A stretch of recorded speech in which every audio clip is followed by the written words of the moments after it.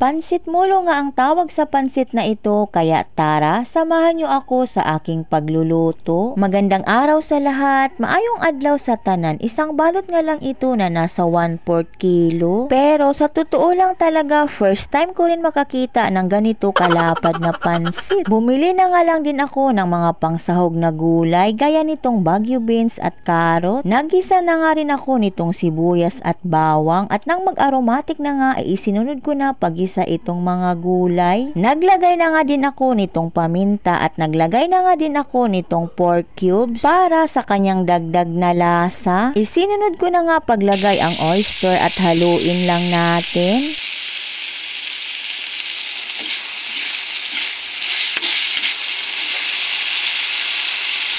Nang medyo luto na nga ang gulay, inilagay ko na nga din itong pansit. Iginisa ko nga lang sila muna lahat bago ako naglagay ng tubig. Sinahugan ko nga lang din ito ng tira namin na adobong atay ng manok. At yun nga, imikos-mekos lang yan ni Insan. Naglagay na rin pala ako ng konting toyo at tubig para sa pagpalambot. Ganito na nga siya, pero patuyuin lang natin ang kanyang sabaw.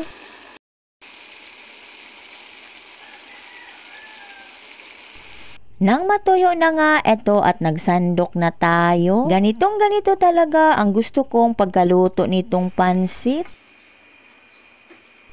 Saktong-sakto talaga to, ialmusal natin at iparis natin sa mainit-init na pandesal. At of course, para swak na swak, isama na natin ang kape. O siya, paano ba yan? Tara guys, almusal tayo.